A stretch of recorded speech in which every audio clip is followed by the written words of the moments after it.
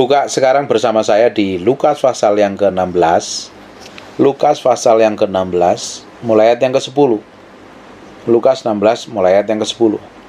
Barang siapa setia dalam perkara-perkara kecil, ia setia juga dalam perkara-perkara besar. Dan barang siapa tidak benar dalam perkara-perkara kecil, ia tidak benar juga dalam perkara-perkara besar. Jadi jikalau kamu tidak setia dalam hal mamon yang tidak jujur, siapakah yang akan mempercayakan kepadamu harta yang sesungguhnya? Dan jikalau kamu tidak setia dalam harta orang lain, siapakah yang akan menyerahkan hartamu sendiri kepadamu? Seorang hamba tidak dapat mengabdi kepada dua tuan, karena jika demikian ia akan membenci yang seorang dan mengasihi yang lain, atau ia akan setia kepada yang seorang dan tidak mengindahkan yang lain. Kamu tidak dapat mengabdi kepada Allah dan kepada Mamon. Perhatikan ayat 14 dan 15. Semuanya itu didengar oleh orang-orang Farisi dan hamba-hamba uang itu, dan mereka mencemoohkan dia. Dengerin baik-baik nih. Yesus ngomong kebenaran, tapi yang mendengarkannya tidak menerima firman itu, malah mereka mencemoohkan. Karena apa? Tertemplak dengan perkataan kebenaran firman tersebut. Ada beberapa orang yang dengar firman bukan diterima sebagai kebenaran, tapi malah ditolak, terus malah menyerang balik yang ngomong kebenaran itu. Nah, inilah ciri-ciri orang yang tidak hidup di dalam firman. Ini orang Farisi, ini model-model kayak begini nih. Kalau ayat ini ditulis dalam perjanjian baru, artinya ini ayat ini ya hidup sampai hari ini. Ada orang-orang model seperti ini. Coba perhatikan ayat 15-nya. Lalu ia berkata kepada mereka, kamu membenarkan diri di hadapan orang, tetapi Allah mengetahui isi hatimu. Sebab apa yang dikagumin manusia dibenci oleh Allah. Nah, kita ini mengasihi Tuhan dan mencintai Tuhan itu harus lahir karena kita benar-benar mencintai Tuhan, karena dia lebih dahulu mencintai dan mengasihi kita. Ketika kita benar-benar mencintai Tuhan, tentunya kita akan melakukan semua kebenaran tentang yang Tuhan tulis dalam kebenaran firman Tuhan. Dan tidak mungkin orang mencintai itu pingin melukai, pingin menyakitin. Saya sudah ulang berkali-kali ini dalam khotbah saya. Kalau kita mencintai pasangan hidup kita, tidak mungkin kita akan menyakitin pasangan hidup kita. Ngomong kasar pun aja kita nggak mau. Ngomong keras sedikit kita nggak mau, takut melukai pasangan kita. Apalagi bentak-bentak, marah, apalagi memukul, nggak mungkin. Kita mau berusaha menyenangkan pasangan kita begitu rupa, kita bersikap baik sedemikian rupa supaya pasangan kita itu bahagia. Itu pasangan yang kelihatan loh. Nggak mungkin kita ini mau menyakitin dengan sengaja. Bagi yang ibu-ibu pengen cari laki-laki lain, selingkuh, atau yang bapak-bapaknya pengen cari perempuan lain dan dibawa ke rumah, itu kan melukai dan menyakitin, membuat luka yang dalam begitu rupa. Tidak mungkin kalau kita yang mencintai pasangan kita, kita mau terang-terangan mau menyakitin pasangan kita. Tidak mungkin, kecuali itu orang psikopat, itu orang ngawur, itu orang punya kelainan jiwa dan dirasuk roh jahat, pasti ingin melakukan seperti itu. Normalnya manusia yang masih doyan makan bakmi dan samcan ini, normalnya dia tidak mau menyakitin pasangannya. Bayangin, kalau kita ini mencintai Tuhan sungguh-sungguh, mengasihi Tuhan, mana mungkin kita mau melawan kebenaran firman Tuhan? Kan kita mesti terima firman sebagai kebenaran yang membersihkan hati kita, yang merubah hati kita. Tetapi ada orang-orang tertentu memanipulasi Tuhan melalui firman-Nya. Ketika ada kesalahan yang disingkapkan atau dosa yang ditegur, dan firman yang disampaikan itu menemplak, benar-benar menemplak habis hidupnya, dan hidupnya itu karena melakukan kesalahan dan tidak hidup dalam kebenaran firman Tuhan. Dia coba cari ayat lain untuk membenarkan diri. Nah, orang-orang Farisi itu modelnya kayak begitu loh. Dia coba membenarkan diri di hadapan orang untuk mencari kebenaran diri sendiri, atau memanipulasi kebenaran. Perhatikan baik-baik ini di Matius nih. Matius pasal 16 ayat pertama. Kemudian datanglah orang-orang Farisi dan Saduki hendak mencobai Yesus. Mereka meminta supaya memperlihatkan suatu tanda dari surga kepada mereka. Selalu ingin mencobai kebenaran. Karena untuk kepentingan sendiri dan tujuannya menyalahkan. Yang lebih parah lagi, di Markus pasal yang ke-10 ayat yang kedua mulai. Coba Bapak Ibu buka di Markus pasal yang ke-10. Ini lebih mengerikan sekali. Markus pasal yang ke-10 mulai ayat yang kedua. Maka datanglah orang-orang Farisi untuk mencobai Yesus. Mereka bertanya kepadanya, apakah seorang suami diperbolehkan menceraikan istrinya? Tapi jawabnya kepada mereka. Ini Yesus ngomong nih. Nah, orang Farisi itu selalu mencari celah untuk nyerang orang lain atau membela diri dengan firman untuk kepentingannya. Jadi melakukan firman itu bukan karena mencintai Tuhan dan mengasihi Tuhan, tapi melakukan firman untuk kepentingannya di sendiri. Sekalipun dia salah, banyak orang memakai firman untuk membela sifat dan kelakuannya, menutupin semua kesalahannya. Nah, bayangin ini orang Farisi itu modelnya seperti ini. Maka datanglah orang Farisi untuk mencoba Yesus. Mereka bertanya kepadanya, apakah seorang suami boleh menceraikan istrinya? Tetapi jawabnya kepada mereka, apa perintah Musa kepada kamu? Nah, mereka jawab, Musa memberi izin untuk menceraikannya dan membuat surat cerai. Terus Yesusnya ngomong begini, justru karena ketegaran hatimu lah Musa menuliskan perintah ini untuk kamu. Sebab pada awal dunia Allah menjadikan mereka laki-laki dan perempuan.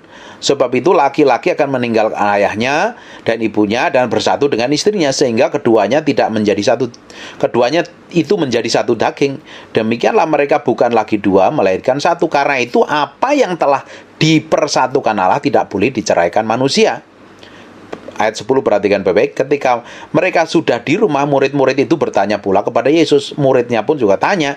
Lalu katanya kepada mereka, barang siapa menceraikan istrinya, lalu kawin dengan perempuan lain, ia hidup dalam perzinahan terhadap istrinya itu. Dan jika si istri menceraikan suaminya dan kawin dengan laki-laki lain, ia berbuat zina. Banyak orang membela dirinya dengan firman, padahal dia udah tahu salah. Dia itu membela pakai firman untuk membenarkan dirinya. Sebenarnya orang-orang model begini ini adalah orang-orang yang munafik, orang yang nggak mau jujur dengan Tuhan.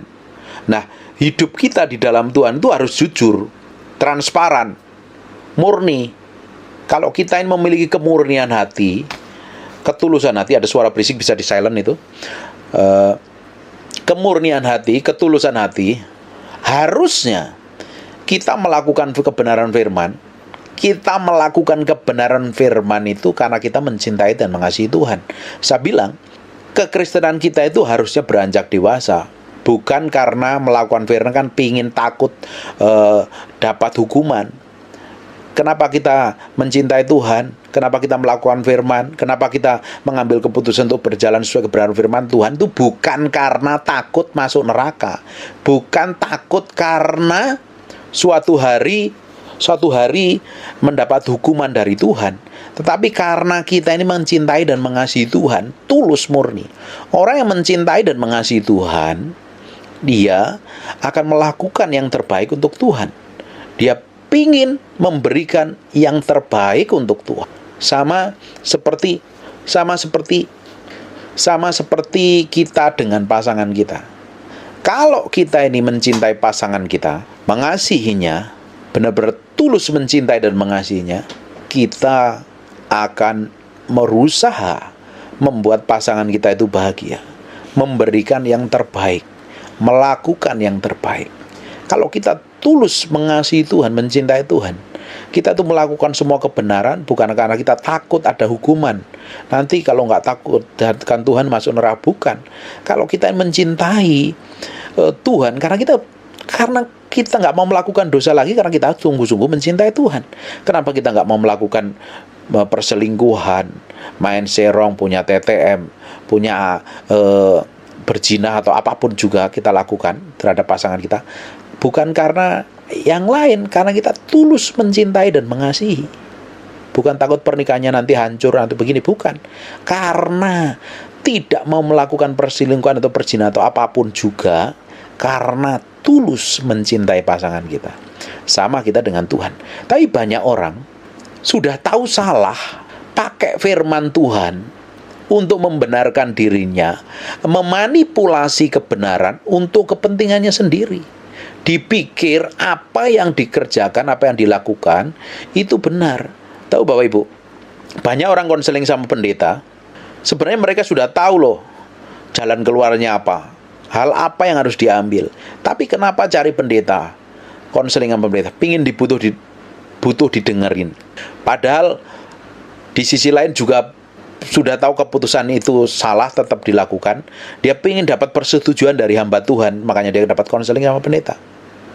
Padahal banyak kan orang Kristen sudah tahu kalau melakukan kebenaran itu pasti akan menyenangkan Tuhan. Tapi berapa banyak orang Kristen tahu persis ketika mereka melakukan pelanggaran, dia sudah tahu solusinya untuk mengerti kebenaran, tapi mereka tidak pernah melakukannya. Banyak orang sudah tahu itu salah, tetap dilakukannya, dan dia pakai ayat lain untuk membenarkan perlakuannya. Bahkan dia cari pendeta untuk membenarkan, mendukung keputusannya padahal itu salah. Ketika kita ini dipenuhi Roh Kudus, ketika kita ini hidup benar di hadapan Tuhan, Tuhan yang di dalam kita, Roh yang di dalam kita itu selalu membawa kita dalam pusat kebenaran. Ketika kita mulai melangkah di luar jalur Tuhan, seringkali Tuhan akan tarik kembali, seret kembali, ketuk kembali, ada templakan, ada teguran. Makanya ada firman yang disampaikan, nggak tahu lewat manapun, lewat pendeta hari Minggu, lewat khotbah, lewat YouTube, lewat sel atau lewat apapun, firman itu begitu nemplak ke hati kita, ke dalamnya. Tapi kalau hati kita ini keras dan degil, kita coba cari ayat lain untuk membenarkan semua sikap kita yang salah di hadapan Tuhan. Banyak orang Kristen yang model seperti ini. Kalau orang yang model seperti ini, dijamin suatu hari dia akan menanggung dari semua apa yang dikerjakan, apa yang diperbuatnya ini. Dia akan tuai. Dia hari ini orang itu bisa nutupin semua yang dilakukannya dengan berbagai macam cara. Bisa manipulatif sekali, bisa bohong, bisa kelihatannya manis ngomong firman tapi hatinya jahat, kepahitan. Bisa datang ke gereja tapi penuh dendam dan luka batin masa lalu yang belum dipulihkan. Bisa angkat tangan puji Tuhan, haleluya, tapi mulutnya penuh sumpah serapah. Bisa kelihatan setia dengan istrinya tapi memiliki perselingkuhan, kejahatan dunia seks di belakang pernikahannya yang mengerikan sekali. Tapi suatu hari kita akan menghadap Tuhan dan transparan terus terang. Tidak ada satupun yang tersembunyi di hadapan Tuhan. Tidak ada pun satupun yang tersembunyi. Kita akan menghadap Tuhan transparan. Dan suatu hari, kalau waktunya sudah habis, belum bertobat dan kembali kepada Tuhan, sudah selesai. Kalau hari ini masih bisa melakukan segala sesuatu dengan baik ya, Bapak Ibu melakukan kesalahan, tetap Tuhan proteksi dan jagain. Kelihatan Tuhan diam-diam saja. Bapak Ibu melakukan kebaikan pun kelihatannya Tuhan juga nggak peduli, santai-santai saja, cuek-cuek saja. Kelihatannya yang melakukan kebaikan Tuhan nggak pedulikan, yang melakukan kejahatan juga nggak pedulikan. Tapi suatu hari, ketika Tuhan berterus terang dan waktunya selesai, is done, finish, tidak ada lagi waktu untuk bertobat. Orang yang melakukan kebenaran akan terima upah mahkota kebenaran, mahkota kehidupan. Tapi orang yang melakukan salah, dosa, dan akan terima hukumannya. Tinggal tunggu waktunya saja. Ya, kita nggak tahu kan waktu Tuhan itu kapan. Tapi bagian kita adalah melakukan kebenaran firman Tuhan. Makanya selama masih ada waktu yang ada hari ini, masih Tuhan melakukan segala sesuatu yang baik dalam kehidupan kita. Kita membenarkan diri, kita bikin kesalahan, kita melakukan dosa, Tuhan masih proteksi dan jagain. Kita nggak peduli, Tuhan juga masih Tuhan proteksi dan jagain. Ketika kita cuek-cuek dengan Tuhan, kok kelihatannya Tuhan tetap berkatin kita. Kalau sampai hari ini masih melakukan kesalahan di hadapan Tuhan dan melakukan dosa di hadapan Tuhan, Tuhan masih biarkan. Artinya masih ada kasih karunia Tuhan yang melimpah. Waktunya balik kepada Tuhan. Kalau nanti waktunya sudah selesai, kita nggak bisa tutupin semua kejahatan kita dengan kebenaran firman Tuhan. Semuanya akan terus terang di hadapan Tuhan. Tidak ada yang tersembunyi. Kita hari ini bisa nutupin semua pelanggaran kesalahan kita pakai firman. Kita bisa ngomong sama orang yang membenarkan diri. Orang-orang Farisi itu membenarkan dirinya. Dia membenarkan dirinya. Dia kelihatannya melakukan yang baik di depan orang lain. Kelihatannya rohani, kelihatannya beribadah. Tapi kan Tuhan lihat kedalaman hati. Kita nggak bisa manipulasi firman, kita nggak bisa manipulasi diri kita sendiri. Kita nggak bisa pakai ayat-ayat untuk membenarkan semua perlakuan jahat kita di hadapan Tuhan. Tuhan tuh melihat ke kedalaman hati kita. Tuhan melihat ke kedalaman hati kita sampai titik yang terdalam. Isinya apa? Apa penuh manipulasi untuk kepentingan kita sendiri? Atau untuk kepentingan Tuhan? Berapa banyak hari ini yang kita kerjakan, yang kita lakukan itu banyak sekali fokusnya pada diri sendiri, bukan fokusnya pada Tuhan. Banyak sekali yang diuntungkan bukan Tuhan, tapi untungan diri sendiri dan kedagingan kita sendiri. Harusnya semakin kita ini berjalan, setiap hari bertumbuh di dalam Tuhan, berjalan mengalami Tuhan, mengenal Tuhan, masuk ke kedalaman Tuhan. Segala sesuatu yang kita kerjakan, itu kira-kira kita harus pikirin, ini menyakitin hati Tuhan, melukai hati Tuhan, atau menyenangkan hati Tuhan. Tambah hari kita lakukan itu terus, hari demi hari, hari demi hari, hari demi hari, cinta kita semakin Tuhan semakin besar, dan Tuhan disenangkan dengan apa yang kita lakukan. Hidup kita juga nggak manipulatif, nggak bohong dengan Tuhan, nggak bohong dengan diri sendiri, nggak bohong dengan orang lain. Berapa banyak hari ini orang Kristen yang kelihatannya rohani tapi kelakuannya jahat. Berapa banyak hamba Tuhan kelihatannya bisa khotbah bagus, tapi semuanya fokusnya pada diri sendiri, bukan pada Tuhan. Nah, suatu hari kan akan ditelanjangi di hadapan Tuhan. Kalau hari ini masih diberikan kesempatan, kan waktunya balik lagi pada Tuhan. Masih ada kesempatan. Loh, kita yang kita lakukan selama ini banyak kan kepentingan, untuk kepentingan siapa? Harusnya yang kita kerjakan, yang kita lakukan harusnya untuk kepentingan Tuhan. Tuhan harus disenangkan, Tuhan harus diuntungkan. Tapi banyak hamba Tuhan.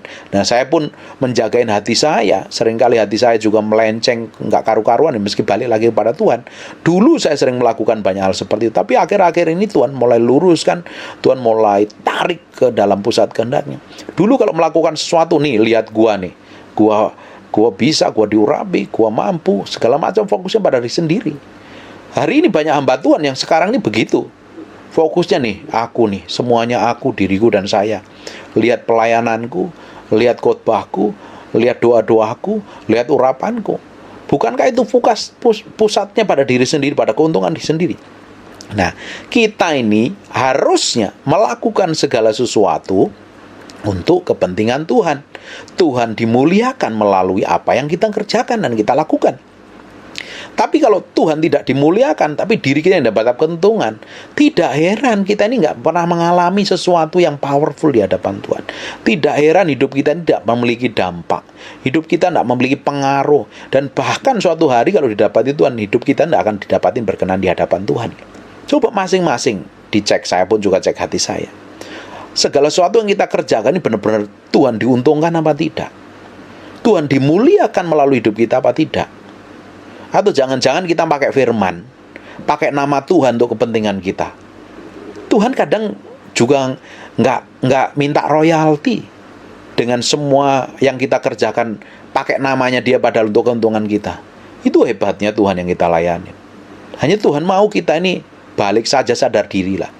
Kalau semuanya dari Tuhan, ya sadar diri. Kita sebagai orang-orang percaya yang lahir baru ya harusnya sadar diri. Harusnya cinta kita, tujuan kita, pusat kehendak kita itu adalah Tuhan, bukan diri kita sendiri. Tapi banyak dari kita, segala sesuatu, cek aja setiap hari deh, segala sesuatu yang kita kerjakan, fokusnya kita pikirin untuk kepentingan kita. Ini ngasilin duit buat saya apa tidak? Ini membuat nama saya masuk dan terkenal apa tidak? Ini saya diuntungkan atau tidak? Keluargaku diuntungkan nggak? Tidak. Tapi jarang sekali orang memikirkan gini, Tuhan diuntungkan apa tidak. Bapak Ibu, kalau apa yang kita kerjakan, apa yang kita lakukan, fokusnya supaya Tuhan disenangkan, Tuhan dimuliakan, Tuhan itu bahagia dengan apa yang kita kerjakan. Apapun yang Bapak Ibu kerjakan itu Tuhan bikin berhasil. Orang simpel kok. Kalau segala sesuatu yang kita kerjakan menyenangkan Tuhan, apa saja yang Bapak Ibu Tuhan, apa saja yang Bapak Ibu kerjakan, Tuhan sanggup buat berhasil. Tapi kalau fokusnya pada diri sendiri, seringkali ya Tuhan tetap berkatin juga, tapi ujungnya malah kita sering kena masalah. Karena orang yang dipenuhi keinginannya, berbagai keinginan, ujungnya jatuh dalam berbagai pencobaan. Karena hawa nafsunya yang ngontrol. Nah, kita ini sebagai anak Tuhan, yang sudah percaya Tuhan lebih di atas 3 tahun, harusnya tambah hari tambah mengalami Tuhan. Saya ini enggak berdoa, saya enggak khotbah sama orang-orang yang bayi rohani kan. Bapak Ibu kan sudah dewasa di dalam Kristus. Harusnya level pengenalan akan Tuhannya lebih dalam lagi.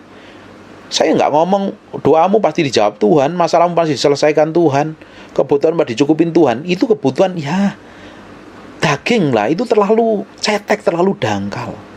Bayangin kalau Bapak Ibu hidupnya menyenangkan Tuhan, menyenangkan Tuhan, yang Bapak Ibu kerjakan untuk kesenangan Tuhan, bukan kepentingan diri sendiri, yang Bapak Ibu lakukan dengan tanggung jawab. Tadi kan ngomong setia dalam perkara kecil, Tuhan percayakan perkara besar. Setia dengan uang orang, harta orang lain, dipercayakan hartamu sendiri. Tuhan bisa berkati dengan berbagai cara. Kalau tujuannya untuk Tuhan, mana mungkin Tuhan biarkan Bapak Ibu sampai keleleran, nggak bisa makan, nggak bisa bayar hutang, hidup berantakan, keluarga kacau. Kenapa sampai terjadi seperti itu? Coba cek dulu dong. Karena setiap sesuatu ada problem dan masalah itu biasanya ada penyebabnya. Penyebabnya itu di mana kesalahannya? Kesalahannya memang dari berapa persen karena keputusan kita yang salah, yang kita ambil salah, atau memang diizinkan Tuhan segala sesuatu untuk mendatangkan kebaikan. Fokus saja dengan menyenangkan Tuhan. Tuhan pasti tolong kok.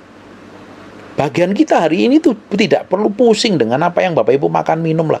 Coba belajar menyenangkan Tuhan saja. Fokus nih, belajar apa yang kita kerjakan. Itu jadi berkat bagi banyak orang enggak? Ketika yang kita kerjakan, yang kita lakukan itu untuk menyenangkan Tuhan, menyukakan Tuhan. Tuhan pasti buka jalan. Apapun yang Bapak Ibu kerjakan, apapun yang Bapak Ibu lakukan, Tuhan pasti buat berhasil. Karena tujuannya untuk menjadi berkat bagi banyak orang. Tapi kalau fokusnya pada diri sendiri, keuntungan diri sendiri, bahkan udah tahu salah pun pakai ayat firman untuk membenarkan diri sendiri. Coba kayak begitu, manipulasi enggak? Pakai nama Tuhan lagi untuk membenarkan diri sendiri, keuntungan di sendiri, pakai ayat, udah tahu itu dosa, dipakai ayat yang lain untuk membenarkan diri sendiri. Bukankah itu suatu kejahatan di mata Tuhan? Nah, kalau kita dengar firman, dan itu nemplak kita, nggak usah bela diri, ya bertobat aja kelar toh. Ngapain protes pakai ayat ini ngomong begini kok, aku udah begini-begini, buat apa? Apa Tuhan disenangkan dengan seperti itu? Kalau kita dengar firman, kan kita belajar untuk ngerti isi hati Tuhan, bukan untuk membela diri, menyenangkan diri sendiri. Ya, saya berdoa Bapak Ibu tambah hari tambah masuk ke level, ke tingkat dewasa penuh, bertanggung jawab dengan hidupmu sendiri, bertanggung jawab dengan perkataan, perbuatan, sikapmu. Harus Tuhan yang diuntungkan, harus Tuhan yang disenangkan. Ini bukan main-main lagi. Karena semakin Bapak Ibu semakin berjalan ke arah tingkat kedewasaan penuh, powerful, pengaruh, urapan, kuasa, berkat, hikmat itu akan mengejar-ngejar Bapak Ibu. Karena orang-orang model seperti ini, orang yang dilimpahi kekuatan Allah. Di 2 Tawarik dijelaskan begini nih. 1 Tawarik atau 2 Tawarik, kita tarik ngomongnya.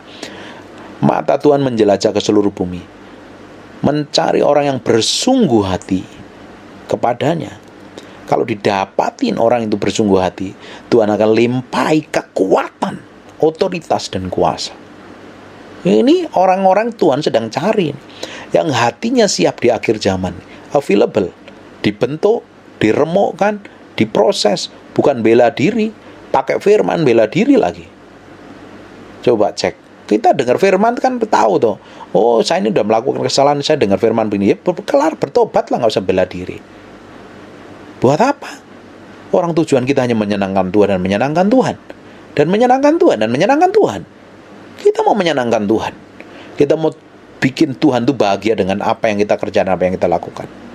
Apa yang kita kerjakan harus bikin Tuhan bahagia dalam kehidupan kita. Ujungnya nama Tuhan dipermuliakan melalui hidup kita. Amin. Amin. Ini khotbahnya ini agak dalam. Ini buat orang yang belum makan malam agak susah nerimanya. Tapi saya berdoa bahwa ibu akan dibawa masuk ke dalam tingkat kedewasaan penuh, masuk dalam dimensi pengenalan Tuhan. Semakin kenal Tuhan, semakin diproses, semakin dibentuk, semakin dibawa ngerti pusat kehendaknya. Dan ujungnya Bapak Ibu akan yang terima berkat, terima promosi, terima peninggian. Simpel kalau kita mau terima peninggian, terima promosi, terima berkat. Siapkan hatimu, siapkan wadah yang besar, siap dibentuk, dimatikan sesungguhnya sampai didapati menjadi berkenan di hadapan Tuhan.